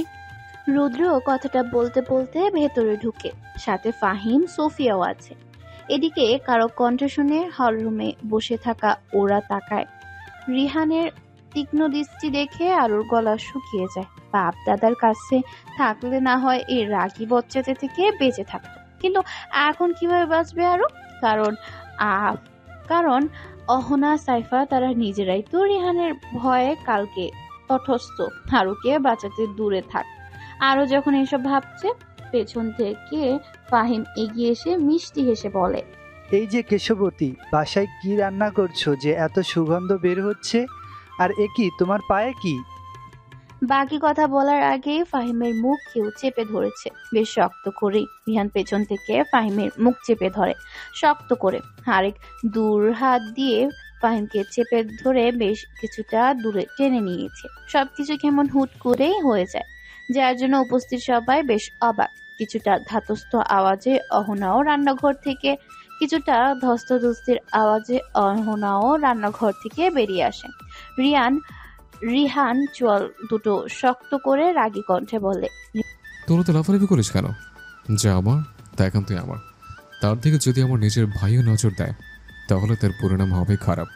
তোর তিনজন এক্ষণ উপর রূপচাপে আসবে, দেরি যেন না হয়। রিহান হনহনিয়ে চলে যেতে ধরে, সিঁড়ি থেকে নেমে ঘাড় ঘুরিয়ে আরুকে উদ্দেশ্য করে বলে, পা একটু ভালো হতে না হতে এত হাঁটাহাঁটি করিস, একদম ভেঙে কিন্তু একেবারে বাসায় রাখবো। রিহান চলে যেতে ফাহিম একটু হাঁপ ছেড়ে বাঁচে, বেশ দ্রুত বলে ওঠে, বেটা একদম চেঙ্গিস খানের ফটোকপি, নয়তো এমন কেউ করে, সাইকো কোথাকার। সোফিয়া, রুদ্র ওরা সবাই সবার সাথে পরিচিত হয় না। সোফিয়া তো আরুকে দেখে অবাক হচ্ছে। তুমি সেই আরু? তবে বাস্তবে তুমি অনেক বেশি সুন্দর। মানে? বেশ চিন্তিত হয়েই আরু, কারণ সোফিয়াকে সে চিনে না। সে বিদেশি হয়ে খুব ভালো বাংলা বলছে, আবার আরুকে এমন প্রশ্ন করছে, তাও তো আরুর বুঝে আসে না।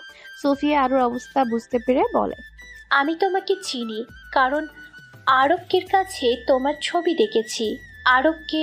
বাকি কথা বলতে যাবে, তখনই রুদ্রের ফোনে রিহানের ফোন আসে। ওরা তিনজন দ্রুত হলরুমের পাশে সিঁড়ি বেয়ে রফটপে যায়, কারণ এর বেশি দেরি হলে ঝামেলা বাঁধিয়ে দিবে রিয়ান, যেটা ওদের অজানা নয়। তবে সোফিয়া আরুকে বাকিটুকু বললে যায়। ওরা চলে যেতেই যেন হাফ ছেড়ে বাচ্চা সবাই। সাইফা বলে উঠে, তোরা যাই বলিস রিহান ভাইয়া ওপরে রাগে হলো, ভেতর অনেক নরম। তুই কি করে বুঝলি?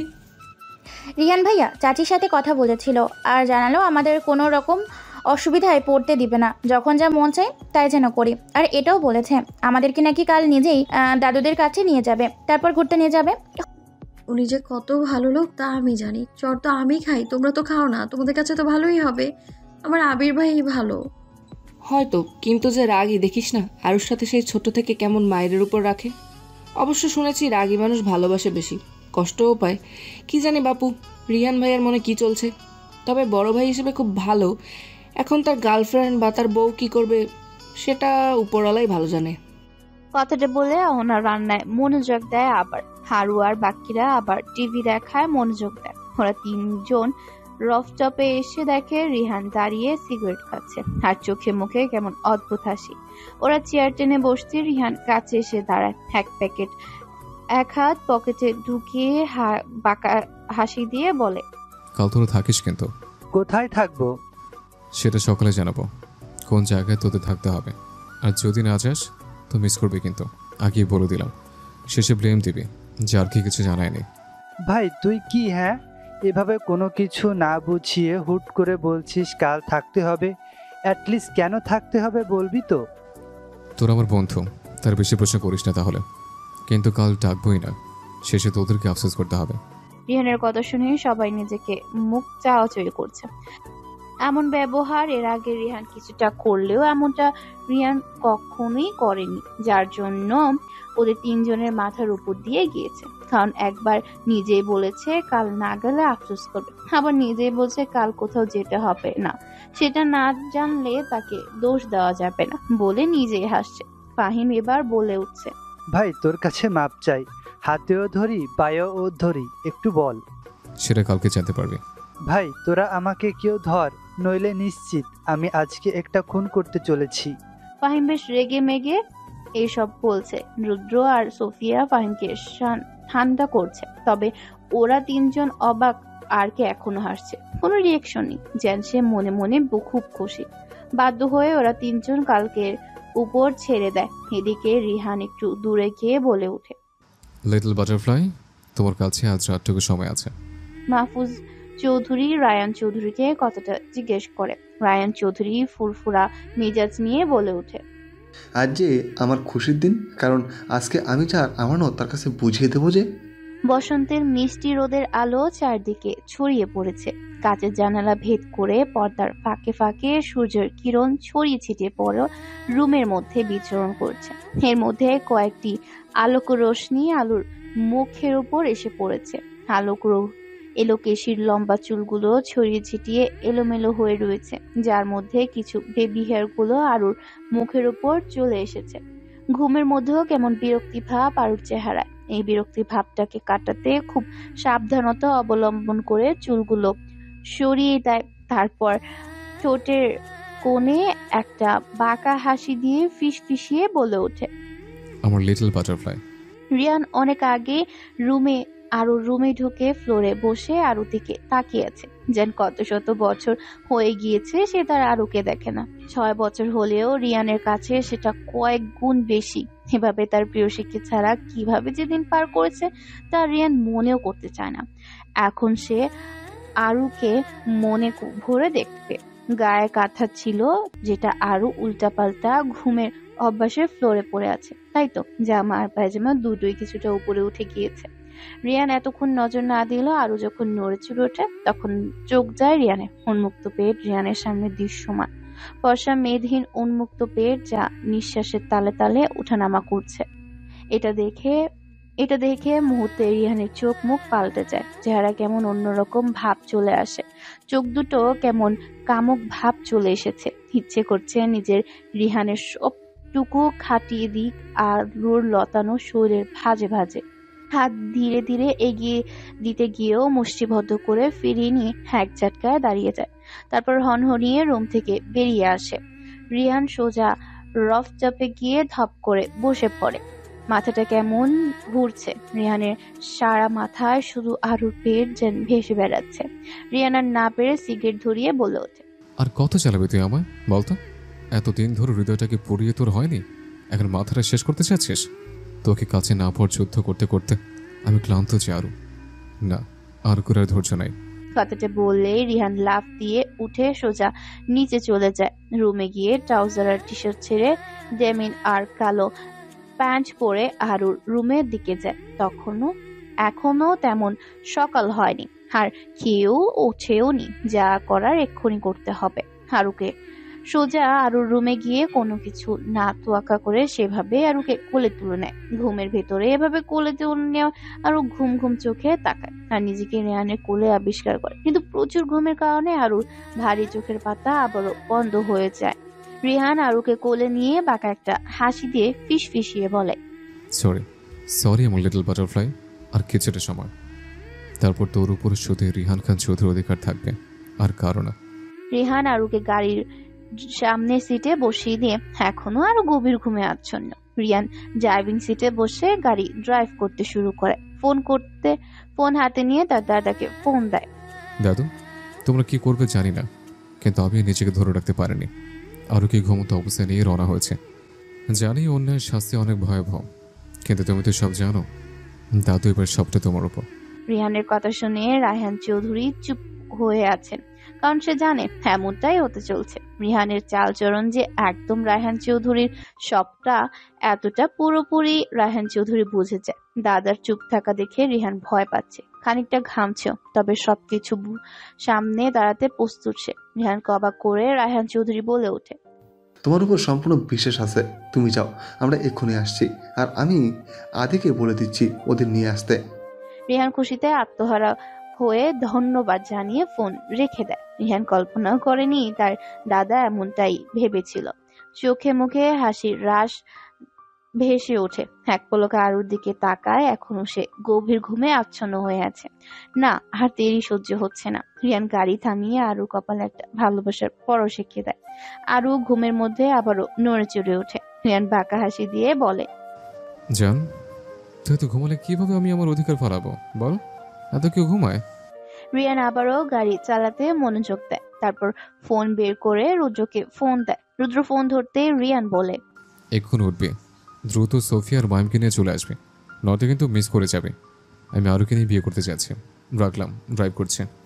ফোন কাটার শব্দ আসতেই রুদ্রের মস্তিষ্কেও কথাটা দ্রুত ছড়িয়ে পড়তে ধরফড়িয়ে ওঠে। প্রথমেই ফাহিমকে ফোন দেয়।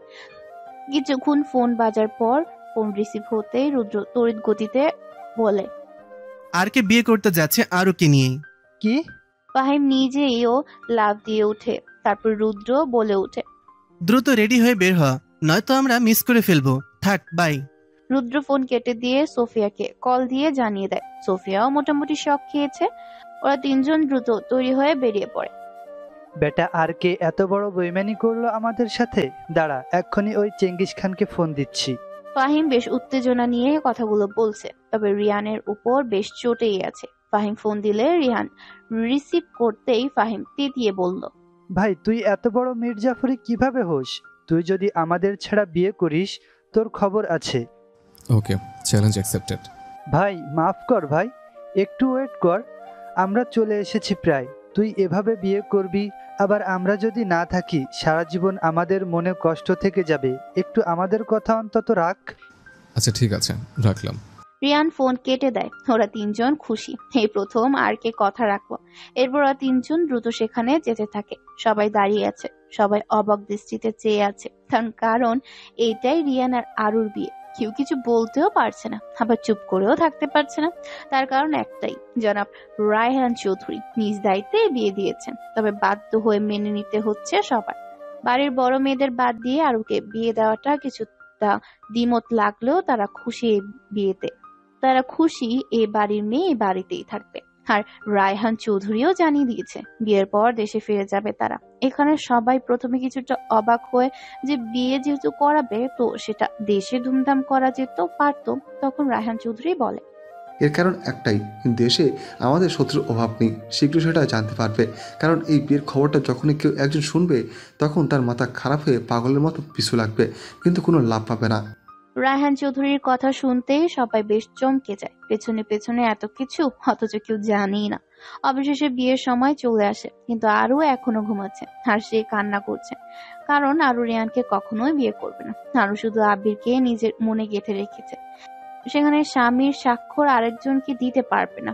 আরু এখন ভীষণ অসহায় হয়ে কান্নাকাটি করেও কাউকে নিজের মনের কথা জানাতে বা বোঝাতে কোনোটাই পারছে না। আরু এটা কোনোভাবে মেনে নিতে পারছে না। মা, আমার তুই তো কোথাও যাবি না, আমাদের সাথেই থাকবি, কান্নাকাটি করিস না। আর তোর দাদু যেখানে সব দায়িত্বে আছে সেখানে ভয় পাবার কিচ্ছু নেই। আমরা বেগম কথাগুলো বললে আরুকে কিছুটা এগিয়ে গিয়ে বললেন, কারণ বাবা চাচা দাদাদের সামনে আরু কিছু বলতে পারবে না, তাই বাধ্য হয়ে বিয়েটা করে নেয়। কিন্তু আরুর মনে প্রাণে যে শুধুই আবির ভাইয়ের বিচরণ, অথচ বোকা আরু কি জানে কারো সবটা জুড়ে শুধু তার বিচরণ। এই বেটা বিয়ে করে ফেলেছে, ওকে আজ বাসর ঘরে ঢুকতে দেওয়া যাবে না, তার আগে কিছু একটা করতে হবে। ফাহিম, তোরে এমনি আর কে দেখতে পারে না, আবার কি করবি? তোরে কিন্তু এবার মেরেই ফেলবি। চুপ থাক রুদ্র, দেখ কি করি। ওই বেটা চেঙ্গিস খানকে আজ বাসর করতে দিব না মানে দিবই না। শালার বেটাকে আজকে একটা শায়েস্তা করেই ছাড়বো। কিরে, তোরা এখন এখানে কেন? বাসে যা। হঠাৎ রিয়ানের গলা পেয়ে বেশ নড় চড়ে বসে, তবে হাফ ছেড়ে বাঁচে। রিয়ান এসব শুনেনি। ফাহিম ওয়াশরুমে যাওয়ার কথা বলে উঠে যায়। রিয়ানের কথা শুনে রুদ্র বলে উঠে, কেন আমরা বাসে যাব কেন? আমরা আজ এইখানেই আড্ডা দিব, লাগলে তোর ভাই বোনদের ডেকে আনবো, তাও যদি না হয় আরো কেউ নিয়ে আসবো। কি করবি? চুপ কর আরো, আজ বাইরে বের হবে না। এরপর রিয়ান আবারও কিছুক্ষণ কথা বলে রুমের দিকে পা বাড়ায়। দাদুরা সবাই চলে গিয়েছে, কাল সকালে আসবে বলেছে, কারণ খুব শীঘ্রই দেশে ফিরে যাবে। রিয়ান বাঁকা হাসি নিয়ে রুমের দিকে এগোয়। আজ রিয়ান যে দিনের অপেক্ষা করছিল সেটা সম্ভব হয়েছে। রিয়ান খুব খুশি। এরপর রুমে ঢুকতেই অবাক হয় রিয়ান, কেননা আরো ঘুমিয়ে আছে। এই রে, এই মেয়ে কি ঘুম ছেড়ে কিছু বুঝে না? এখন আমার বাসরে কি হবে? জান, ওঠো না, আমার খুব বাসর পেয়েছে। তুই এইভাবে ঘুমোস না প্লিজ, নিশ্চয়ই কেউ নজর দিয়েছে। নতুন সকাল যেন আজ একটা শান্তির ঘুম হয়েছে। সব চিন্তার সমাপ্তি ঘটলে শান্তির ঘুম হবারই কথা। রিহানের বেলায় ও তাই হয়েছে। রিহান চোখ না খুলেও আরুকে গুড মর্নিং দিয়ে পাশে হাত দেয়, কিন্তু বিছানায় কেউ নেই। রিহান লাফ দিয়ে উঠে সামনে তাকাতে দেখে আরু আয়নার সামনে বসে লম্বা ভেজা চুল আঁচড়াচ্ছে। রিহান এক লাফে উঠে গিয়ে নিজেকে আর সামলাতে না পেরে আরুকে পেছন থেকে জড়িয়ে ধরে ঘাড়ে মুখ ডুবিয়ে দেয়। হঠাৎ কোনো পুরুষের এমন ছোঁয়ায় আরু কেঁপে ওঠে। রিহান ফিসফিসিয়ে বলে, জান, তোকে না অসম্ভব সুন্দর লাগছে। হারুর কান ভরে যায় কথাটা শুনে। কেউ যেন তার হৃদয়ের সমস্ত কিছু উজাড় করে দিতে চাচ্ছে আরুকে, কিন্তু আরু যে এটা কোনো মতে মেনে নিবে না। তাই তো এক ঝটকায় রিহানের থেকে নিজেকে ছাড়িয়ে নেয়। আরু যে মনে প্রাণে আবিরকেই ভালোবাসে সেটা আজ রিহানকে সে বলবে। আরুর এমন কাজে রিহান রাগ উঠেছে, হাত দুটো মুষ্টিবদ্ধ করে ফেলে, চোখ মুখ রাগে লাল হয়ে যায়। তবে আরু মাথা নিচু করে থাকায় কিছু বলতে পারছে না, আবার কিছু বলতেও পারছে না। রিহান দাঁতে দাঁত চেপে রাগ গিলে খেয়ে হাত ছেড়ে দিয়ে শান্ত হওয়ার চেষ্টা করে। রিহান বুঝতে পারে আরুকে কিছুটা সময় দিতে হবে। রিহান নরম কণ্ঠে বলে, তুই কবে বুঝবি বল? আমি সেদিন অপেক্ষা মরণ পর্যন্ত করে যাব। রিহান দ্রুত পায়ে ওয়াশরুমে চলে যায় ফ্রেশ হতে, কিন্তু আরু থ মেরে দাঁড়িয়ে আছে। রিহানের কথাটা কানে বাজছে আরুর। যে মানুষ উঠতে বসতে থাপ্পড় দিত সে মানুষটা কি বলে গেল তা আরুর মাথায় ঢুকছে না। তবে সে আবিরকেই চায়, তাই রিহানের কথা নিয়ে আর মাথা ঘামায় না। কিরে মামা, বাসর কেমন কাটলো? টিটকারি করে কথাটা ফাহিম বলে ওঠে। রুদ্র সোফিয়া সবই জানে, তবে তারা কিছু বলছে না, কারণ তারাও বেশ মজা পাচ্ছে রিহানের অবস্থা দেখে। যে মানুষটা এত বছর ধরে তার প্রিয় মানুষের জন্য এত অপেক্ষা করেছে, তাকে শেষ অবধি কাছে পেয়েও কিছু বলতে পারেনি। ফাহিম আবারও টিটকারি করে বলল, কিরে, শুনলাম আরু নাকি ঘুমিয়েছিল? ফাহিমের দিকে একবার তাকায় রিয়ান। ফাহিম, রুদ্র আর সোফিয়া তিনজনেই হেসেছে। আর তবে রিহানের বুঝতে বাকি নেই আরও ঘুমানোর পেছনে এদের কোনো হাত আছে। রিহান যে রাগে ফুঁসছে এটা ওরা ভালোভাবেই বুঝতে পারে। অন্য সময় হলে রিহানকে এটা বলার সাহস ওরা কখনোই পেত না, কিন্তু ওরা তিনজন জানে বিষয়টা যখন আরুর, তখন আর কে দুর্বলতা এখানে।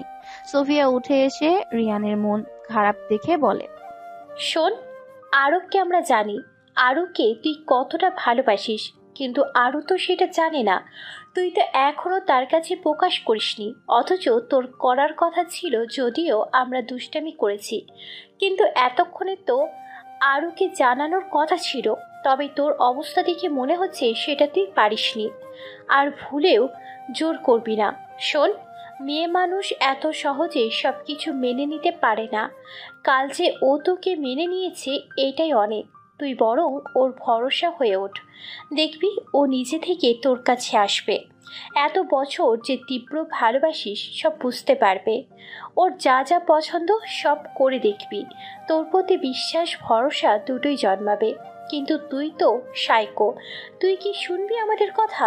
রিয়ান সোফিয়ার কথা শুনে একটু সামনে এগিয়ে গিয়ে পরনের ট্রাউজারে হাত ঢুকিয়ে একটা সিগারেট ধরিয়ে টান দিয়ে গম্ভীর কণ্ঠে বলে ওঠে, এবার দেশে ফেরার পালা। কথাটা শুনে ওরা তিনজন অবাক হয়ে যায়। যে রিয়ান কখনো দেশের নাম নেয়নি, আজ সে কিনা দেশের নাম নিচ্ছে। রিহান ওদের অবাক করে দিয়ে আবারও বললে, তোরা আমার সাথে আছিস আজ।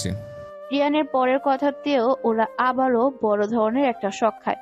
কিছু বলতে যাবে, রিয়ান থামিয়ে ওর দাদুকে ফোন দেয়। দাদু, দেশে ফিরবো সবাই, তুমি ব্যবস্থা করবে নাকি আমি? চিন্তা করো না, ব্যবস্থা করে ফেলেছি। আমার প্ল্যান আগে থেকেই ছিল যে আজ দেশে ফিরব। শুধু কি তুমি শখ দিতে পারো? আমি পারি না? তৈরি হয়ে সবাইকে নিয়ে আসো। সাথে আমার বন্ধুরাও যাবে। ওদেরও করা হয়ে গিয়েছে। দেরি করো না, তাড়াতাড়ি বের হতে হবে। রায়হান চৌধুরী ফোন কেটে দেয়। রিহান খুশি হয়ে ওদেরকে জানায় বিষয়টা। তবে পরক্ষণে রিহান আবারও রায়হান চৌধুরীকে ফোন দিয়ে বলে, দাদু, তোমরা আজকে যাও, আরুকে নিয়ে আমি পৌঁছে ফিরবো বন্ধুদের সাথে। প্লিজ কারণ জিজ্ঞেস করো না, আমি রাখছি। হ্যাঁ, আর আদি সবাইকে নিয়ে যাবে, আমি কেউ বলে দেবো। রিহান ফোন কেটে দেয়। ওরা তিনজন খানিকটা অবাক হয়। ওদের অবাক হওয়া দেখে রিহান একটু শয়তানি হাসি দিয়ে বলে, তোদের একটা সারপ্রাইজ আছে। যদিও এটা আমার ব্যক্তিগত জীবনের সাথে জড়িত, তবে সেটা তোদের আমি দেখাতে চাই। হারু আজ খুব খুশি, কারণ নিজের দেশে নিজের বাড়িতে যে ঘুমটা, তার চেয়ে শান্তির আর কিছু নেই। গতকাল রাতে সে এসে ঘুমিয়েছে আরু। আজ সকালে ঘুম ভাঙে। দম যেন বন্ধ হয়ে এসেছিল সেই বিদেশে। তার কয়েকদিন যেন মনে হচ্ছিল কতগুলো বছর পার হয়ে গেছে। আরু উঠে ফ্রেশ হয়ে খাওয়া দাওয়া করে কলেজের উদ্দেশ্যে রওনা হয়। তবে আরু যেন দেশে এসে ভুলেই যায় তার বিয়ে হয়ে গিয়েছে। কি রে আরু, এত তাড়াতাড়ি চলে এলি যে, কারণ কি? আরুকে দেখে নিধি কথাটা বলে ওঠে। আরু দীর্ঘশ্বাস ফেলে বলে ওঠে, আর একটু হলে মরেই যেতাম আমি, জানিস, বেঁচে গেছি চলে এসে। নিধির কথাতে আরুর বিয়ের কথাটা মনে পড়ে যায়। তবে সে সেটা লুকিয়ে যায়, কারণ আরু এখন উদ্দেশ্য একটাই, আবিরকে নিজের করে পাওয়া। আর যে বিয়ে সে মানে না, সেটাকে সে ভুলে যায়। রাস্তার ভিখারিকে আরু বিয়ে করলেও এতটা কষ্ট পেত না যতটা রিয়ান চৌধুরীকে বিয়ে করে পেয়েছে। কি ভাবছিস তুই? আরুকে ধাক্কা দিয়ে নিধি কথাটা বলে।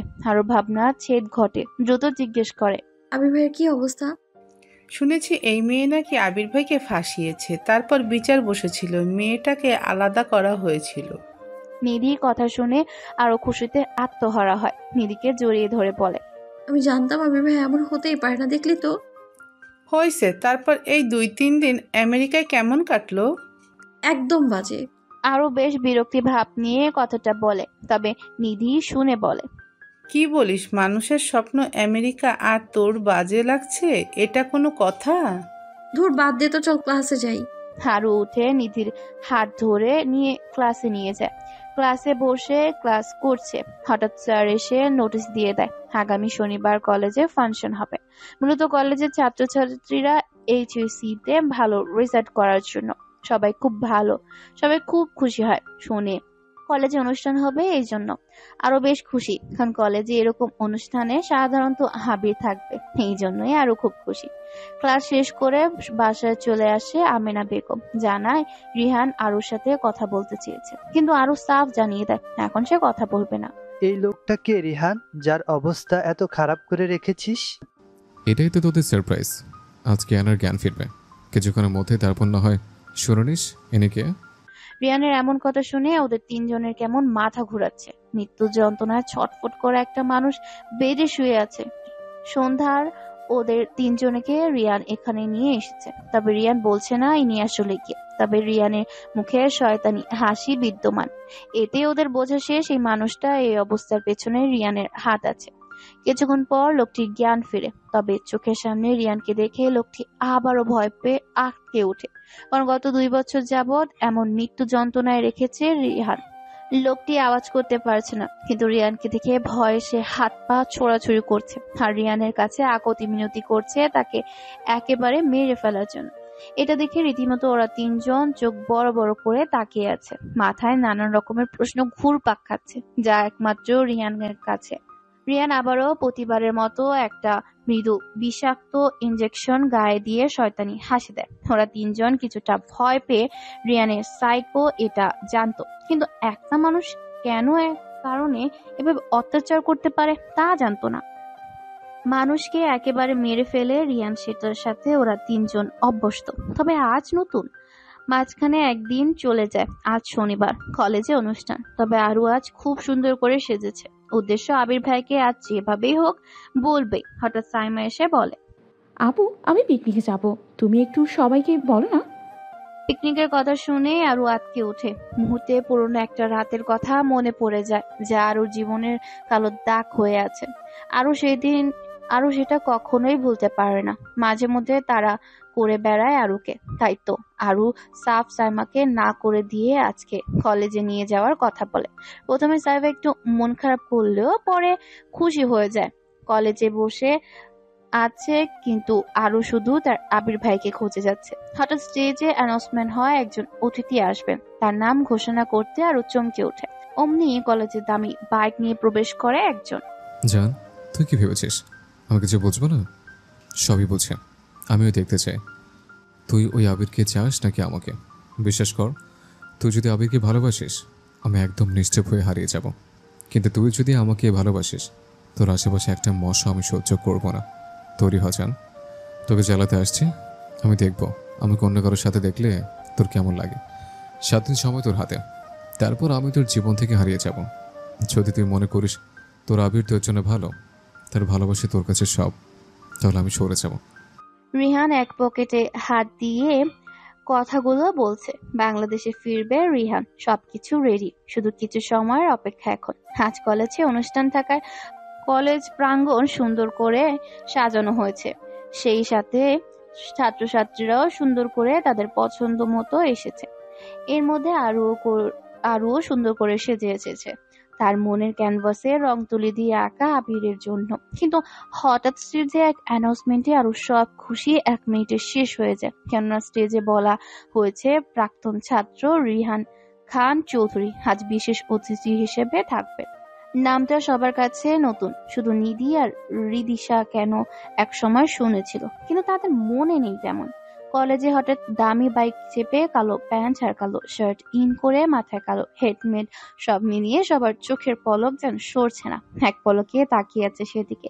এরকম ভাবে কেউ কলেজে আসেনি কখনো। বাইকে পাশে রেখে নেমে হেলমেটটা খুলে চুলগুলো একটু হাত দিয়ে ব্যাক ব্লাশ ঠিক করে নেয়, তারপর চোখে কালো সানগ্লাস পরে স্টেজে গিয়ে বসে।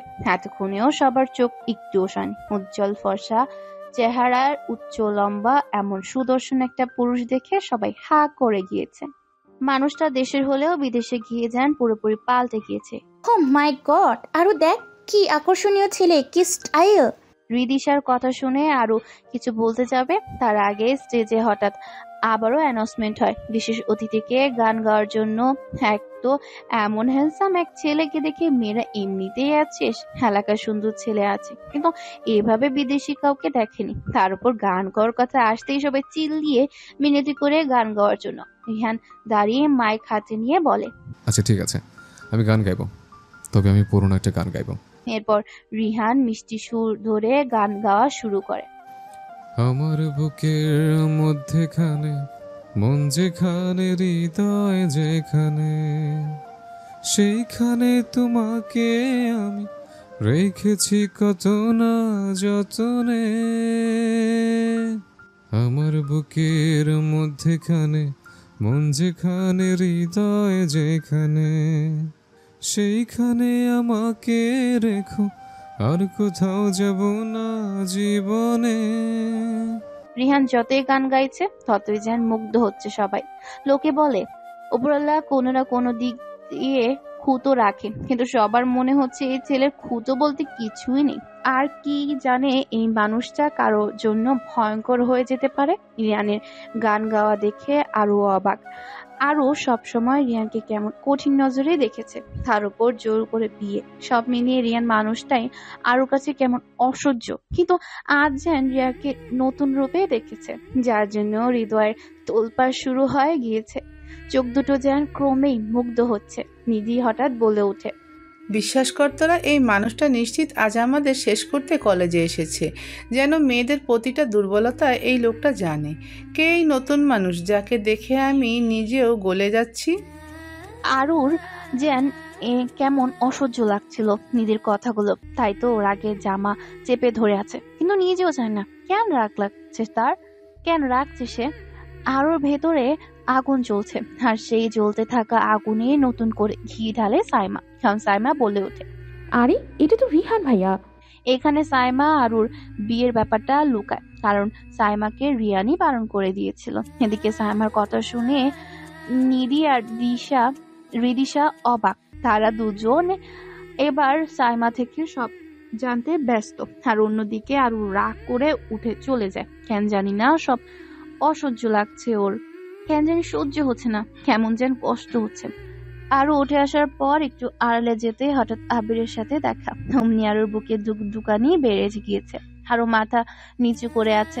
হঠাৎ আরুকে অবাক করে আবির আরুর সামনে হাঁটু গেড়ে বসে প্রপোজ করে, যেটা আরো কল্পনাও করতে পারেনি। আরো ভীষণ খুশি। এই দিনের অপেক্ষায় তো ছিল আরো এতদিন।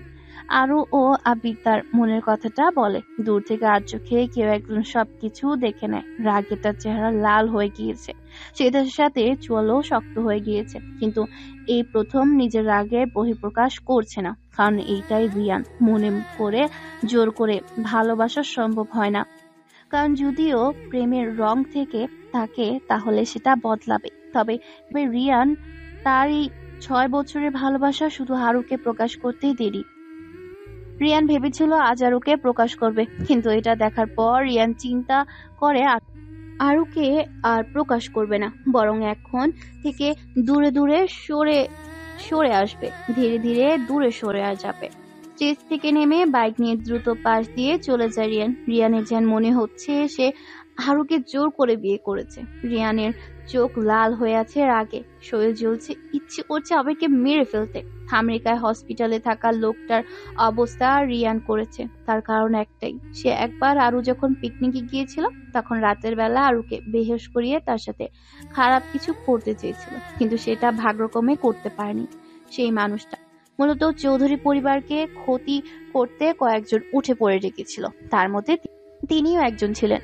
আরুর সাথে খারাপ কিছু করতে চেয়েছিল বলে তাকে মৃত্যু যন্ত্রণায় রেখেছিল রিয়ান বাড়িতে প্রবেশ করেছে 6 বছর পর, কিন্তু রিয়ানের মুখে কোনো হাসি নেই, কোনো কথা নেই। সবাই প্রথমে খুশি হলেও রিয়ানের মুখ দেখে চিন্তিত হয়ে মালিহা বেগম বলে ওঠে, কি হয়েছে তোর? তোমরা ভুলেও আরও আর আমার বিয়ের খবর কোথাও জানাবে না, আর আরও এসব বিষয়ে কেউ একটুও চাপ দেবে না, কেউ একটু শব্দও করবে না। এসব বিষয়ে আমি চাই আরও আগে বুঝতে শিখুক। ও ছোট, ও সময় দরকার।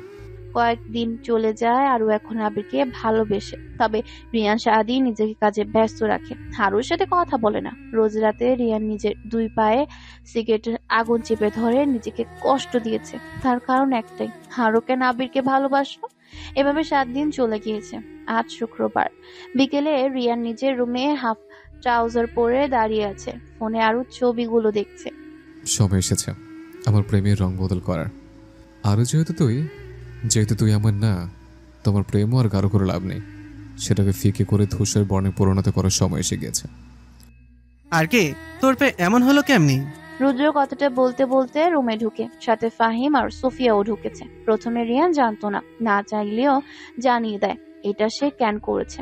ওরা 3 জন অবাক, নিজেকে কষ্ট দেওয়ার বেলায় কেউ এরকম করতে পারে? আচ্ছা, আমাদের আজ সব জানা তুই, আমরা শুনতে চাই ওই মানুষটার ওই হাল কেন। রিয়ান প্রথমে চুপ থাকলেও ওদের জোড়াজড়িতে সব বলে ফেলে, যা রীতিমতো ওদেরকে আকাশ থেকে ফেলেছে। কারণ একটা মানুষ কাউকে ভালোবাসলে এরকম করতে পারে না, জানে না ওরা। তবে রিয়ান এটাও জানায় এবার তার উল্টো হবে। প্রেমের রং বদল 2 বার হয়, একবার তা গাঢ় হয় আর একবার তা ফিকে হয়। প্রেমের রং গাঢ় থেকে ফিকে হয়। প্রিয় মানুষের অবহেলা, অযত্নে আর ভালোবাসা না বোঝার কারণে হয়েছে। মূল্যায়ন না করলে ভালোবাসার রং ফিকে হয়ে ধূসর হয়ে যায়। তারপর সে মানুষটা যখন মুখ ফিরিয়ে নেয় তখন অপর মানুষটা বুঝতে পারে আসলে সে কি হারিয়েছে, কাকে হারিয়েছে। রিহান কথাগুলো বলছে, এমন সময় বাইরে নিয়ে দৌড়ে ভেতরে ঢুকে আরুকে খুঁজছে। নিধি আপু, কি হয়েছে? আরও কোথায়, তাড়াতাড়ি বলো, ওর ফোন বন্ধ। সে কি আপু, না বললো তোমার সাথে কোথাও ঘুরতে গিয়েছে? দ্রুত বাসায় কোনো বড় মানুষ থাকলে তাকে জানাও। আরও সম্ভবত আবিরের সাথে গিয়েছে, আর আবির ভাইয়া একদম খারাপ একটা ছেলে, আজ আমরা জানতে পেরেছি। আর আরুকে জানাতে দ্রুত এলাম, কারণ ওর ফোন বন্ধ ছিল। আরুর সাথে আজ খারাপ কিছু হতে পারে, দ্রুত কাউকে বলো, তোমার আদি ভাইয়াকে ফোন দাও। না, তাকে দরকার নেই, যাকে দরকার সে এখন বাসাতেই আছে। সাইমা কথাটা বলে রিয়ানের রুমে গিয়ে রিয়ানকে সব বলে দেয়। মুহূর্তে রিয়ানের চোখ মুখ লাল হয়ে গিয়েছে। রাগে দুহাত মুষ্টিবদ্ধ, দাঁত চেপে বলে, আবিরের বাচ্চা, তুই শেষ। এভাবে আমার দিকে এগিয়ে আসছেন কেন আবির ভাই? আরো ধীরে ধীরে পেঁচাতে পেঁচাতে একটা দেয়ালে ঠেকে যায়। আর পেঁচানোর জায়গা নেই। যে আবির ভাইকে ছোঁয়ার স্বপ্ন কতদিন ধরে, সেই আবির ভাই হঠাৎ করে আরুর হাত চেপে ধরে টেনে নিয়েছিল।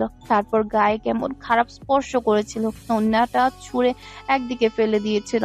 তারপর আরুর চোখের দিকে তাকিয়ে অদ্ভুত দৃষ্টি নিক্ষেপ করেছিল, যার মধ্যে ছিল শুধু শয়তানি হাসি। এক মুহূর্তে চেনা মানুষটা কেমন অচেনা লাগছিল আরুর কাছে। কিন্তু কি করে হলো এটা? আবির ভাই তো মেয়েদের দিকে ফিরেও তাকান না। আজ হঠাৎ কি হলো?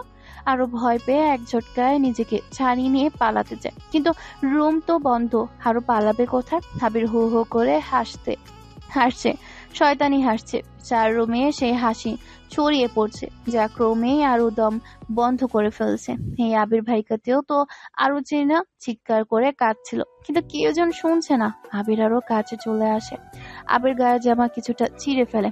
আরো নিজেকে বাঁচানো আর কোনো উপায় দেখতে পায় না, তাই চোখ মুখ খিজে বন্ধ করে চিৎকার করে শেষবার বলে ওঠে, আমাকে কেউ বাঁচাও। দরজা ভেঙে ভেতরে একজন চলে আসে, আর সে আর কেউ নয়, রিয়ান খান চৌধুরী। উতাল পাতাল আবিরকে মারতে শুরু করে, কিন্তু তার আগে আরুর হাতে ব্লেড দিয়ে জোরে টান দিয়েছে আবির। আরু শেষবারের মতো একটু হেসেছে রিয়ানকে দেখে। আজ যেন সে স্বপ্নের সাথে মিলে গিয়েছে, একদম ঠিক একই রকম। কিন্তু আরুর জ্ঞান যেন মনে হচ্ছে আজ তার স্বামী এসেছে তাকে বাঁচাতে। এতদিন সে মরিচেকার পেছনে তার প্রেমের রং গাঢ় করেছিল। আরো জ্ঞান হারিয়ে ফেলে, তারপর আর কিচ্ছু মনে নেই। রিয়ান দ্রুত আবিরকে ফেলে আরুকে কোলে নিয়ে বেরিয়ে পড়ে। হাত দিয়ে অযোধ্যারায় রক্ত বের হচ্ছে, হাত বেঁধে রেখেও থামছে না। রিয়ান রক্তাক্ত হয়ে গিয়েছে, শেষমেশ হসপিটালে ভর্তি করাতে সক্ষম হয়। 2 দিন কেটে গিয়েছে, আরো জ্ঞান ফিরেছে। সাইমা আরুর কাছে বসে আছে। আরো যখন রিয়ানকে খুঁজবে, তখন সাইমা আরুকে সব জানায়। সেদিন সাইমা বাহিরে থেকে সব শুনে ফেলেছিল। সাইমা থেকে সব শোনার পর আরু চোখ ভেসে যাচ্ছে। একটু ভালোবাসা পাওয়ার আশায় আরু আবিরের পেছন পেছন ছুটেছে, অথচ তাকে কেউ একটু তীব্রভাবে ভালোবাসতো, সেটা আরু কখনো বুঝতেই পারেনি। আরো কাঁদছে খুব, আর বারবার রিয়ানের কথা জিজ্ঞেস করছে। আপু, ভাইয়া বিদেশে চলে গিয়েছে আবার। সাইমার কথা শুনে আরো পাগলের মতো করতে শুরু করে। একটু ভালোবাসা আরো খুঁজেছিল, কিন্তু সেটার থেকেও বেশি ভালোবাসা তার জন্য ছিল, কিন্তু বোঝেনি। 2 দিন পার হয়ে গিয়েছে, আরো এখনো খায়নি ঠিক মতো, কারোর সাথে কথা বলে না, শুধু কান্না করে আর বারবার বলে তাকে যেন রিহান ভাইকে এনে দেয়। কিন্তু সবার কিছু করার নেই, কারণ রিয়ানের সাথে যোগাযোগ নেই কারো। কেন এমনটা হলো আমার সাথে? কেন আপনার গাঢ় প্রেম বুঝতে পারলাম না আমি? কেন আমি রং বদলানো প্রেমের পেছনে ছুটলাম? কেন আপনার ভালোবাসাকে আমি ধূসর রঙে পরিণত করলাম? আমি কিভাবে ভালোবাসা বুঝতে পারলাম না? আমি কি আর কখনো আপনার সামনে দাঁড়াতে পারবো? তবু আমি আপনাকেই চাই। আমি কিভাবে ভুললাম যে লিটল বাটারফ্লাই নামটা আপনি আমায় ডাকতেন? কিভাবে ভুললাম আপনি আমাকে ভালোবাসেন, এই জন্য আমাকে নিজের করে পেতে একদিনই বিয়ে করে নিলেন। এভাবে 6 মাস কেটে গিয়েছে। আরো চেহারা একদম পাল্টে গিয়েছে, ঠিকমতো খাওয়া দাওয়া না করে অনেক শুকিয়ে গিয়েছে, চেহারা লাবণ্য হারিয়ে ফেলেছে। মনে শুধু একটাই আফসোস, তার জন্য তার প্রেমের রং বদল হয়ে গিয়েছে। হঠাৎ হুট করে একদিন রিয়ান বাড়ি ফিরে, কিন্তু সে যেন নতুন। সবাই খুব খুশি, তেমনি খুশিতে আত্মহারা হয়েছিল। কিন্তু রিয়ান পুরোপুরি চেঞ্জ, আরুকে এড়িয়ে চলছে। বিকেলে আরু রিয়ানের সামনে দাঁড়িয়ে বলে, আপনি আমায় এড়িয়ে কেন চলছেন? তুই কে যে তোকে আমার এড়িয়ে চলতে হবে? বোন বোনের মতো থাকবে। আপনার বিয়ে করা বউ আমি, বোন না। মানি না আমি এই বিয়ে, শর্ত এখান থেকে। কথাটা বলে আরুকে ধাক্কা দিয়ে সরিয়ে দেয় রিয়ান। আরুর বুক ফেটে কান্না আসছে, চোখ বেয়ে পানি গড়িয়ে পড়ে। কিন্তু এইসবের জন্য সে নিজেই দায়ী, একমাত্র সে। তবে আরু আজ দফা রফা করবেই, না হয় নিজের প্রেমের রং আবারও গাঢ় করবে, নয়তো ধূসর রং হয়ে ছাই হয়ে উড়ে যাবে। রাতের বেলা ছাদে আরু রিয়ানের সামনে আবারও দাঁড়ায়। রিয়ান চলে যেতে চাইলে আরু আকুতি মিনতি করলো, থামাতে বললে, আমি আর পারছি না সহ্য করতে, আমি শেষ হয়ে যাচ্ছি। এতটুকুতে হাঁপিয়ে গেলি আরো? প্লিজ আপনার পায়ে পড়ি, আমি ভালোবাসা বমি ভিক্ষা চাই আমি। যদি তাও দিতে না পারেন, অন্তত আমায় নিজের কাছে রেখে দিয়েন। আপনার রাজরানী না হলাম, চাকরানি হয়ে থাকলাম। আর যদি তাও না করেন, তাহলে আজ এই মুহূর্তে আমি নিজেকে শেষ করে দেব। ভালো থাকবেন। ভালো একজনকে নিজে করে নিয়েন আপনি। আরও ছাদ থেকে এক পা করে সামনে এগিয়ে যাচ্ছে, চোখ বেয়ে কান্না গড়িয়ে পড়ছে। তবে তার প্রেমের রং বদলটার সমাপ্তি সে করবে। সে ব্যর্থ হয়েছে, তার প্রেম ধূসর রঙে হয়ে ছাই হয়ে গিয়েছে। ছাদের কিনারায় পৌঁছাতেই আচমকায় হ্যাচকাটানে কারো বুকের ভেতর উপলব্ধি করে আরু। সেই বেলি ফুলের সুবাস আরও এবার ডুকরে কেঁদে ওঠে। Happy birthday my dear little butterfly. আরও মুখ তুলে তাকিয়ে দেখে রিয়ান হাসছে। তার মানে রিয়ান ইচ্ছে করে এতক্ষণ এগুলো করেছে, আরও ইচ্ছে মতো রিয়ানকে বকাবকি করছে। তবে সে খুশি, খুব খুশি। আরও কান্না থামিয়ে বলে, আর কখন আমাদের প্রেমের রং বদল না হোক। হোক, আরো বেশি করে হোক। খুন করে ফেলবো আমি ছাড়া আপনাকে অন্য কারো হতে দিব না আমি। আপনি শুধু আমার, মানে আমার। আমাদের প্রেমের রং বদল হলে সেটা যেন গাঢ় হয়, কখনো যেন ধূসর বর্ণে বদল না হয়ে যায়। ভালোবাসি তোকে আরো। আমিও যে আপনাকে ভালোবাসি।